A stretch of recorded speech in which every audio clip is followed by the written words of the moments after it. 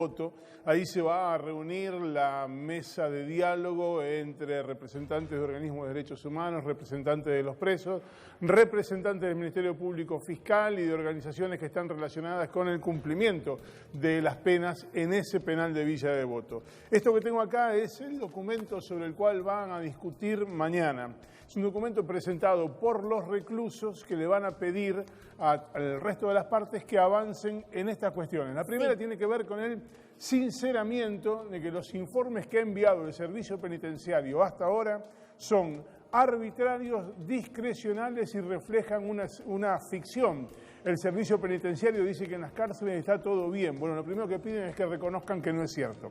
Néstor, sí, perdón que te corte. Digo, sí, esto claro. Lo hablamos con los referentes del Centro Universitario de Devoto ya semanas atrás, antes de que se genere este desenlace que lo veníamos anticipando, ¿no? Que iba a suceder. Y planteaban, sobre todo en este primer punto, que no se traducía, que no se traduce en los escritos que presenta el Servicio Penitenciario con la realidad de las cárceles, como bien decías. Por ejemplo, con los elementos de limpieza. Ellos decían que no llegaba nada, del otro lado dicen que sí. Esas son algunas de las cuestiones puntuales. Bueno, a propósito de eso, este documento que insisto que es información exclusiva que estás viendo en Solo Periodismo, sostiene que hay que reconocer que el Servicio Penitenciario se encuentra en estado de emergencia en todo sentido, habitacional, económico, operativo y de recursos humanos. Y además plantea un tercer tema que es la falta de plazas. Y que con la falta de plazas y la superpoblación es imposible el distanciamiento. Mira, piden en todos los casos prisiones domiciliarias. Te vamos a contar para quiénes, para personas con morbilidades, para personas con prisión preventiva o con condena firme bajo supervisión de un juez de ejecución penal que se encuentren entre las personas de riesgo. Para las personas que tienen prisión preventiva excedida, la ley dice que una persona no puede estar sin condena firme durante más de 2 años, prorrogable por 1 más.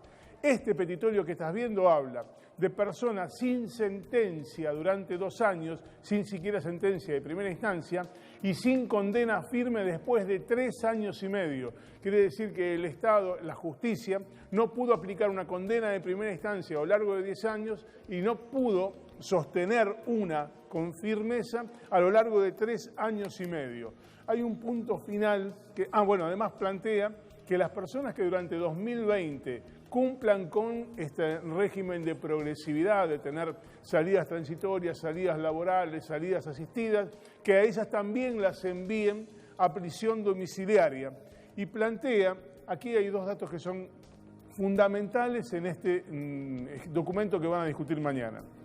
El primero es que le están exigiendo para los condenados a prisión perpetua o a penas mayores de 6 años de prisión ante el Gobierno Nacional la gestión de una conmutación de 1/3 de las penas en compensación por lo que llaman penas inhumanas y degradantes por el pésimo estado de la cárcel.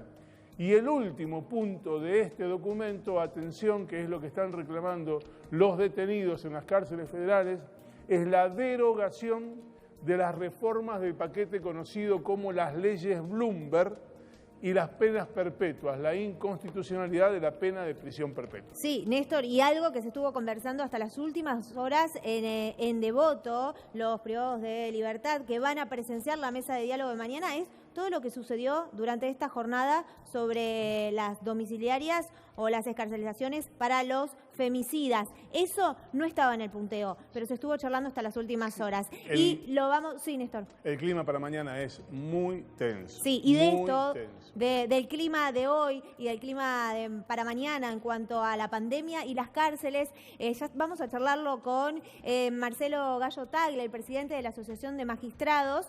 Muy buenas noches, ¿cómo le va, doctor? Bienvenido a Solo Periodismo.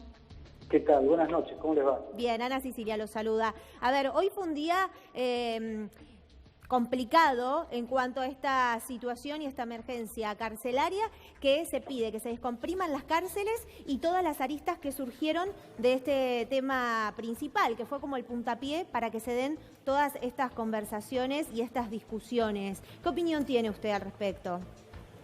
Bueno, lo primero que yo tengo que señalarle es que hay bastante confusión en la información que se está difundiendo, porque la manera que se está planteando pareciera que con las medidas que se transmiten por los medios periodísticos están liberando y saliendo todos los detenidos. Yo, por la representación que a mí me toca de la Justicia Nacional y Federal, lo que le puedo informar es lo que ocurre en la Justicia Nacional y Federal, donde prácticamente el 90% de los pedidos de excarcelaciones fueron rechazados y esos pedidos fueron confirmados por la Cámara de Casación Federal. ¿Qué es lo que ocurre? Todo esto que está circulando tiene en cuenta un valor importante, que es el valor vida también de los detenidos, de los agentes del servicio penitenciario, tratar de evitar que se genere un contagio masivo. Entonces es un elemento más a considerar por el magistrado que resuelve caso por caso las excarcelaciones, cuál es la posibilidad o la procedencia de admitir esa excarcelación. ¿Qué ocurre? En estas instrucciones lo que se ha señalado es no otorgar esas excarcelaciones en aquellos casos donde los casos son violentos, el detenido es peligroso o violento, puede darse a la fuga, los casos investigados son de gravedad. También hay que darle intervención a las víctimas para avanzar sobre estas decisiones. Y lo que le estoy señalando es, a nivel federal y nacional, las excarcelaciones que han sido solicitadas y que no reunían las condiciones para ser otorgadas, fueron rechazadas. Y eso totaliza alrededor del 90% de los pedidos que se han realizado, confirmados por la Casación. Sí es cierto que por ahí cuando se difunden los medios periodísticos algunas circunstancias puntuales, no son de la Justicia Nacional y Federal. Y yo no quiero ponerme a opinar sobre estos hechos porque yo me tomé el trabajo para hablarle de estos porcentajes y de las situaciones que se presentan a nivel nacional y federal, de hacer un seguimiento y unas conversaciones con la gente que está dedicándose a esto.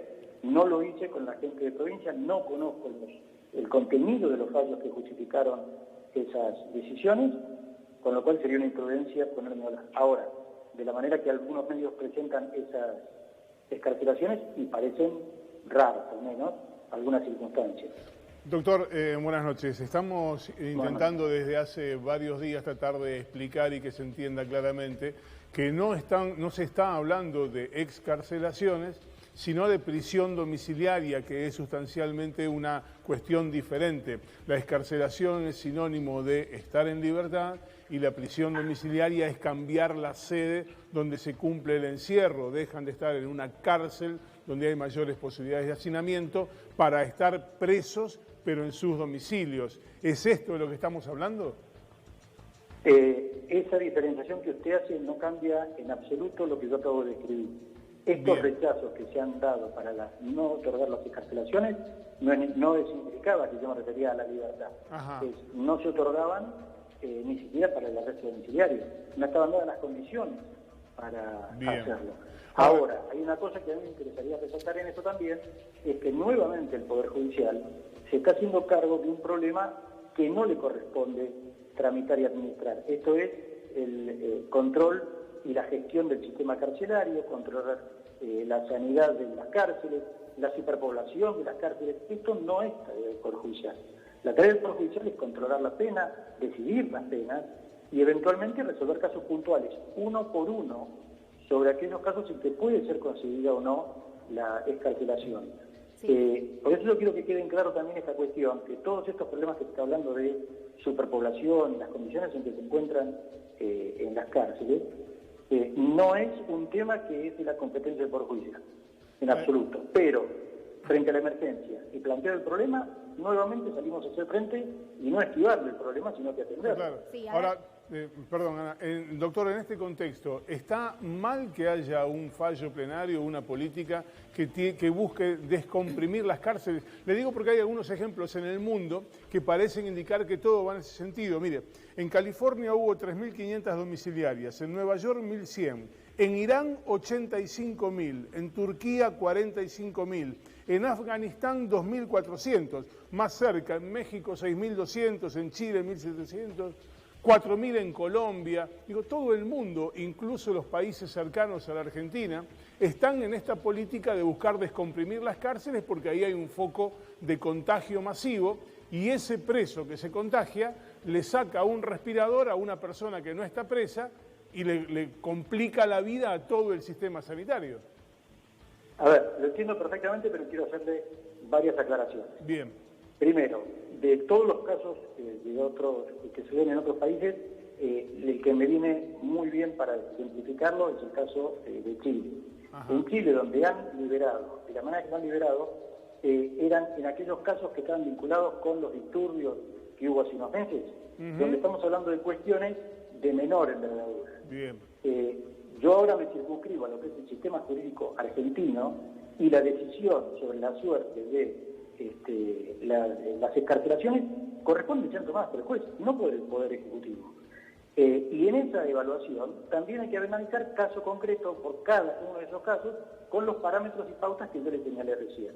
Sí. Ahora bien, yo le hago la siguiente pregunta. Yo entiendo perfectamente y comparto que es un valor muy atendible que se está teniendo en consideración en estas decisiones, es la vida y los contagios que pueden sufrir los detenidos y todas las complicaciones que esto genera, incluso hasta el contagio al personal del sistema carcelario. Bien. Así es. Pero yo le pregunto lo siguiente. A ver. Si en unos meses volvemos a tener entrevistas, producto de que muchos de aquellos que fueron liberados hoy bajo este parámetro, sin contemplar las características de la persona detenida y las posibilidades de reincidir y las posibilidades de ser violento, comete un delito al poco tiempo de estar afuera. Vamos a empezar con el conflicto de la puerta giratoria que había en el Poder Judicial, liberando detenidos. O sea, la función de los jueces en este sentido es muy compleja y muy detallada en cuanto a las resoluciones que adoptan. A los efectos de poder liberarlos, contempla todo, tanto las circunstancias que usted refería recién, que son muy importantes, como las situaciones que hacen al contexto de la sociedad y de las víctimas de los delitos que generaron que estas personas estén detenidas. Todos estos conceptos son los valorados al momento de hacer esa evaluación. Y sin duda que es un valor a tener en consideración no solo la vida del detenido, su posible contagio y su eventual fallecimiento si avanza ese virus, sino también las consecuencias que tienen en la ocupación del sistema sanitario. Bien, doctor. Pero todo el conjunto es lo que estamos valorando. Sí, bien, doctor. Hace unos minutos usted mencionaba que de los pedidos para domiciliarias o excarcelaciones, el 90% fueron rechazados. Y si nos quedamos en ese 10% que sí fue aceptado, ¿a quiénes liberaron? A cuestiones que estaban vinculadas a delitos de baja envergadura, donde no había peligrosidad o violencia en el detenido que podía ser excarcelado, donde estaban cercanos al cumplimiento de la condena absoluta. O sea, es probable que aquellos que estuvieron pidiendo esa liberación era poco el tiempo que les restaba por cumplir la condena. Todos estos elementos son los que han valorado. Por eso le estoy diciendo, no es que fue a todos sí o a todos no.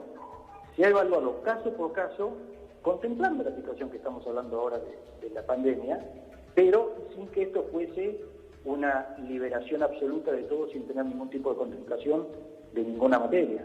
Es toda una evaluación compleja lo que se hace sobre el punto. Bien, ahí está un poco aclarado, porque si no se está hablando de libertades masivas y del 90% del porcentaje presentado, solo el 10% se concedió. O sea, el número es bajo, pero se estaba diciendo otra cosa, así que esto quedó aclarado. No, pero quedó aclarado, pero quiero hacer una segunda aclaración. Es válida lo que usted dice, pero insisto, yo estoy hablando de la justicia nacional y federal. Está clarísimo. Y lo que estamos viendo por ahí en los medios, de los que yo les digo, desconozco los antecedentes para poder opinar a ciencia cierta, no es de justicia nacional ni federal. Bien, bueno, quedó clarísimo. Muchísimas gracias, doctor, por esta comunicación. Muy buenas noches. Adiós. Bueno, seguimos con el tema porque generó gran polémica, ¿no? ¿Qué pasa con las cárceles en contexto de pandemia? Lo venimos hablando, bien decía Néstor hace instantes, toda la situación que se está viviendo, quiénes salen, quiénes no. Ahí el doctor aclaraba un poco los números y el porcentaje, y entre tantas idas y vueltas, dichos y desdichos durante la jornada, vamos a resaltar un poco, ¿te parece, Néstor, Ernesto, distintas palabras que comunicaron hoy nuestros ministros, por un lado. No hay un plan para liberar detenidos, manifestó Julio Laca, el ministro de Justicia de Buenos Aires. En esa misma línea, ¿no?, comunicó mediante Twitter hoy el gobernador de la provincia de Buenos Aires, Axel Kicillof. También, en paralelo, el presidente de la Argentina, Alberto Fernández. La solución está en manos de los tribunales. Bueno, esto ahora también mencionaba el doctor y lo venimos resaltando. Si dependiera de mí, no sale ningún recluso. ¿Quién dijo eso? Sergio Berni. Del otro lado, Era sí, previsible, ¿eh? El secretario de Seguridad de la provincia de Buenos Aires, que generó algunas situaciones quizás un poco tensas porque le respondía de alguna manera a algunos dichos del doctor, del juez Zaffaroni. Los jueces que liberan a los presos pueden ser sometidos a juicio político. Esto lo dijo Sergio Massa, el presidente de la Cámara de Diputados, que ayer, y hoy lo compartíamos, tuvo reunión con el Observatorio de Familiares de Víctimas de Delitos. Déjame, Ana, antes de leer el tuit del presidente de la Nación, contar un dato que me parece que es relevante y que elabora la Procuración Penitenciaria respecto de esta situación. Hicieron un comparativo del promedio de liberaciones en este año en relación con el mismo periodo del año pasado, cuando no había pandemia y coronavirus. Bueno, el índice de excarcelaciones o de retiros de la cárcel para acceder a régimen de excarcelación o de prisión domiciliaria, que es lo que se midió en relación con el año pasado, es idéntico. No se ha incrementado el régimen de gente que sale, insistimos, ya sea para excarcelaciones o para prisión domiciliaria. Lo que sí ha cambiado, sobre todo a partir de la pandemia, es el índice de ingresos de nuevos presos, que en los últimos 45 días es prácticamente cero. Entonces se ha descomprimido por esa vía, mucho más que por las excarcelaciones y domiciliarias, la cantidad de gente que hay en prisiones federales o nacionales. Bien, y compartimos también, entre tantos dichos que estábamos compartiendo y tantos comunicados, Alberto Fernández hace algunas horas tuiteó: es conocida mi oposición a ejercer la facultad del indulto. Digo esto en momentos en que una campaña mediática se desata acusando al gobierno que presido de querer favorecer la libertad de quienes han sido condenados. Sí, vos fijate, Ana, lo que estamos viendo, ¿no? Porque es interesante, para que la gente lo analice también, que es, fíjate que cada ministro está defendiendo su rol en el Estado. Alac dice: acá no hay ningún plan. Obviamente el ministro de Justicia claramente dice: no hay ningún plan. Berni dice: si es por mí no sale ninguno, porque soy secretario de Seguridad, ministro de Seguridad, no quiero que salga gente libre que luego yo voy a tener que ir a perseguir, en teoría, ¿no? Por otro lado, el presidente está diciendo: mi única facultad es el indulto y yo no la voy a ejercer. Y por otro lado, acá Néstor nos decía: bueno, mirá, la cantidad de ingresos, lo que está en la Argentina cambiando es la cantidad de ingresos, no de egresos de los presos. Bueno, esto es un mapa muy bueno de lo que está pasando, una fotografía muy buena de lo que está pasando y de cómo nosotros, los medios, terminamos haciendo a veces una discusión sobre la nada. Por eso está bueno ahora, en modo medio pausa, ir repasando un poco todo lo que se dijo durante la jornada, porque quizás llegamos a esta hora y no entendemos bien qué pasó, por qué se generó tanta polémica. Alberto Fernández siguió tuiteando el presidente: la Argentina, como todo el mundo, enfrenta una pandemia de enormes proporciones. El riesgo de contagio se potencia en los lugares de mucha concentración humana, por lo que las cárceles se convierten en un ámbito propicio para la expansión de la enfermedad. Néstor, bueno, es lo que venimos hablando, ¿no?, del hacinamiento. En la provincia de Buenos Aires está sobrepoblada, digo, sí, siempre por eso, sobrepoblada. Hay capacidad para 20.000 internos y estamos hablando de casi 50.000 personas detenidas en el ámbito bonaerense. El 110% de ocupación tienen las cárceles federales, alrededor de 13.000 privados y privadas de su libertad. Seguimos compartiendo porque hablábamos del presidente, pero el gobernador también salió a manifestar su posición. Es absolutamente falso que exista un plan del gobierno de la provincia de Buenos Aires para liberar masivamente presos. Pero además es totalmente inverosímil porque pura y simplemente el Poder Ejecutivo no encarcela, ni libera, ni decide libertades condicionales. Esto tiene que quedar clarísimo. Claro, pero Anita, pero también hay que ponerse del otro lado. A ver, hay que ponerse del otro lado. La mayoría de la gente en la Argentina tiene un supuesto, que es que la política es más fuerte que la justicia y que muchas veces la fuerza a la justicia a tomar determinadas decisiones. Esto no es de ahora, no es de ayer, es de quizás toda la historia argentina. Entonces, está muy bien lo que dice el gobernador, que dice no hay un plan de gobierno, y está muy bien que lo aclare, pero muchas veces lo que subrepticiamente discurre en los medios es que hay un plan político, no un plan de gobierno. Y creo que eso es lo que estamos discutiendo en los medios. No si hubo un plan de gobierno, que claramente no lo hubo, sino si hubo un plan del gobierno, mejor dicho, de la política, para presionar sobre la justicia. Obviamente que tampoco existió. Pero esto es lo que se logró instalar en los medios y lo que estamos discutiendo. Sí, y esto generó ciertos cruces con algunas voces autorizadas, como por ejemplo la del doctor, la del juez Violini, que hace poco hablamos del fallo que él firmó, que habilitaba un pedido de casación a nivel bonaerense. ¿Lo escuchamos a ver qué dijo? Yo le digo a la familia que yo soy juez y tengo que preservar la vida. El bien jurídico número uno, el protegido por el derecho es la vida. En este caso, lo que yo le digo a la familia es que tenemos 24.000 lugares para alojar presos en la provincia de Buenos Aires y hay 50.000. Si la pandemia ingresa a las cárceles, cosa que va a ingresar a las cárceles, ¿sabe cuánto tarda en infectar a los 50.000 presos? Entre un mes y medio y 2 meses. Lo que digo ahora lo dije siempre, no es nada novedoso. No tengo declaraciones que tienen que ver desde el punto de vista demagógico. Lo digo ahora, lo dije cuando era secretario de Seguridad, lo dije cuando decía que todos los extranjeros que delinquían había que expulsarlo del país y se terminaron expulsando del país.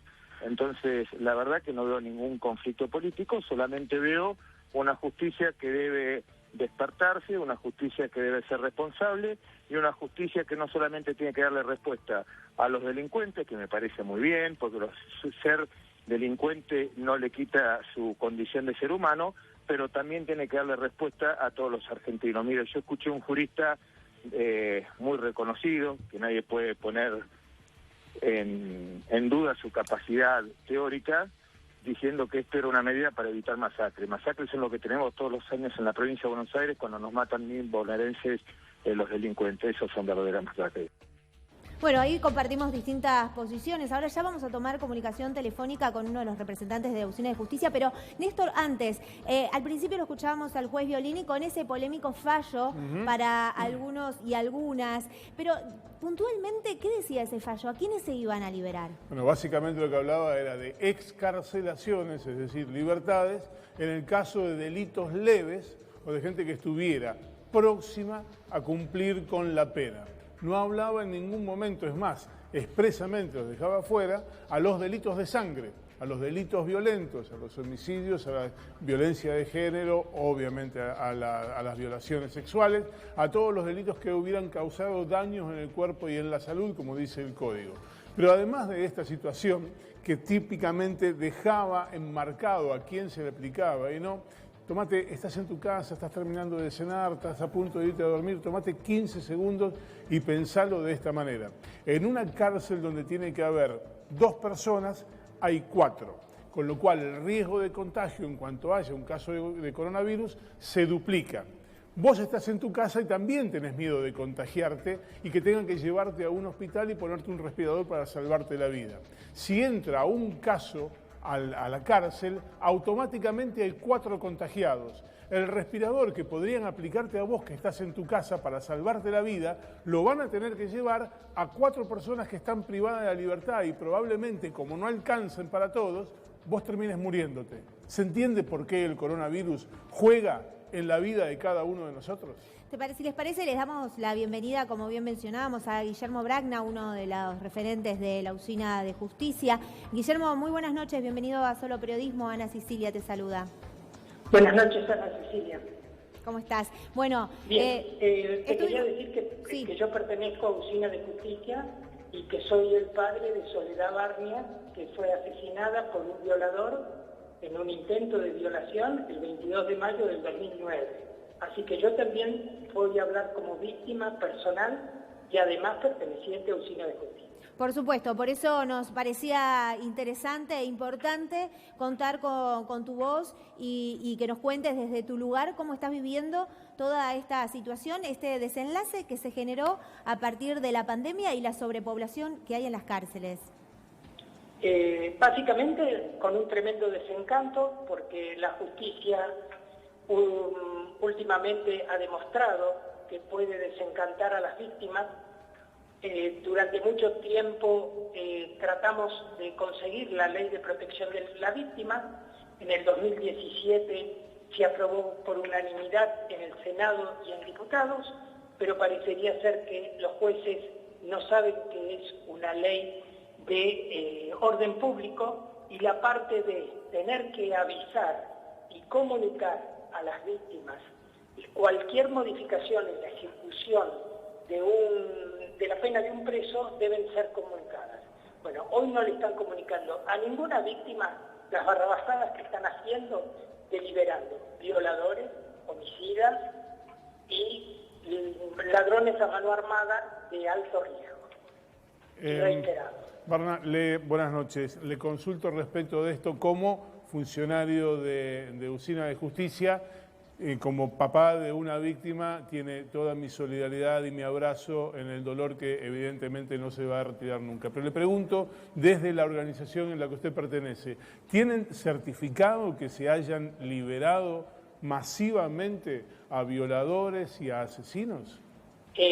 Nosotros, como me imagino, perdón, no sé con quién estoy hablando, soy periodista. Mi nombre es Néstor Espósito. ¿Es periodista? Sí, periodista. Bueno, como periodista debería saber que ya hay casos de violadores que está demostrado que están en las casas o pegadas a la vecina que cuando era adolescente violó, o caso de Misiones, donde el padrastro violó a su hijo, a su hijastro, y ahora está a 10 cuadras de la casa. Lomas de Zamora, Berazategui, San Miguel tiene varios casos. San Miguel, lo dijo el intendente el domingo a la noche, que tiene varios casos de gente peligrosa que le han largado en el partido. Así que me imagino que como periodista yo no tengo que buscarle a usted nombres. No le estaba pidiendo toda la capacidad para conseguirlo. No, a ver, entiéndame. Pero sí hay demostrable 100% de que hay presos que han salido y que son de alto riesgo. Señor Barna, yo no le estaba pidiendo a usted que suministrara nada, y muy lejos de eso. Lo que le preguntaba concretamente es si en el marco de la pandemia por el coronavirus, que es de lo que estamos hablando, se han producido liberaciones masivas. Estos casos que usted me cuenta, hasta donde déjeme terminar, hasta donde yo tengo entendido, fueron liberados en otro contexto, que no fueron liberados por el coronavirus. A eso me refería, si en el contexto del coronavirus han liberado masivamente a violadores y asesinos, no porque usted tenga que demostrarme nada. Depende a usted a qué le llame masivo. Yo masivo le hablo de que el 6% hoy de los liberados están en ese perfil de presos. El 6%. Y eso para mí es una barbaridad y es masivo. El 6% de los liberados son violadores, eso me está diciendo. No, el 6% son violadores o asesinos. Ajá, bien. Barna, ¿cómo le va? Ernesto Adida le habla. Mire, me gustaría que vea unas placas que nosotros armamos para que nos vaya guiando usted, que también conoce de esto por su experiencia personal, pero también por su profesión. ¿Quiénes pueden ser? Yo siempre me dediqué al comercio. Yo no soy abogado. Pensé que era abogado, discúlpeme. No, por suerte no soy. Bien, bueno, está bien, pero vemos las placas y seguimos hablando. ¿Qué le parece? Sí. Mire, ¿cómo no? ¿Quiénes pueden salir? Acá estamos viendo las placas, ¿quiénes pueden salir? La prisión preventiva por delitos leves. Los delitos no violentos, los que están cerca a cumplir una pena, los condenados hasta 3 años, los que tienen requisitos para libertad asistida, las embarazadas o con sus hijos, Los de riesgo para la salud y adultos mayores, los que tengan riesgo de salud y adultos mayores, bueno, estos son los grupos de los que pueden salir. Bien, ¿no? este es el desglose, sí, de lo que generó cierta polémica, pero puntualmente estas son las personas que estarían habilitadas para salir y ayudar a descomprimir un poco las cárceles en esta situación de sobrepoblación. Puntualmente, este desglose que estamos haciendo del fallo, ¿qué apreciación tiene? Las primeras placas me parece perfecto. Sí. Yo creo que los delitos leves, cuando alguien como Violini habla, o el presidente, hablan de delitos leves, yo estuve buscando, y yo que soy un neófito en eso, estuve buscando en los códigos y me parece que no existe en la clasificación de delitos leves, pero bueno, vayamos a que considero que deben ser delitos que serán penados con no más de 3 años de cárcel. De menos de 3 años, sí. Que eso es delito leve. Sí, sí. En una injusticia que cuando dice que se le puede dar a alguien por lo que ha cometido, el delito que ha cometido, entre 5 y 10 años, y en general se le da 5, y no 10, o 8, o 7, lo de delitos leves queda en una nebulosa que ha sido bastante aprovechada. Y respecto del tema de la salud, usted piense que el preso que ha demandado al lado de la vecina que violó cuando tenía 13 años, salió con un justificativo médico de su médico particular. Sí, entiendo. Y eso es un justificativo de salud, perdóneme. Sí. Cuando yo me casé, me pidieron que lo que yo llevaba de salud tenía que ir a un hospital público para que no fuera trucho. Bueno, ahora largamos presos con certificados de salud trucho. Sí, Barna, ¿por qué cree que la justicia hace esto? La justicia hace eso porque el doctor Berni, que realmente ha dicho una cosa muy severa, pero yo sé que lo ha pensado siempre, lo piensa ahora y lo pensará dentro de unos años, ha dicho un profesional, un profesor, un emérito, no me acuerdo cómo lo nombró el doctor Zaffaroni, pero no dio el nombre del doctor Zaffaroni. El doctor Zaffaroni ha destruido la justicia penal en los últimos 20 años, y yo una vez que estuve en un programa de ustedes ahí en el piso de Crónica, dije que hoy la Facultad de Derecho es un criadero de defensores de víctimas. Bueno, esos defensores de víctimas, muchos de esos son los jueces que hoy dejan esas libertades, incluido el doctor Violini. Sí, no lo quiero corregir, supongo que debe decir de victimarios, no de víctimas. Perdón, de victimarios, tiene usted razón. Sí, entiendo. Tiene usted razón. Sí.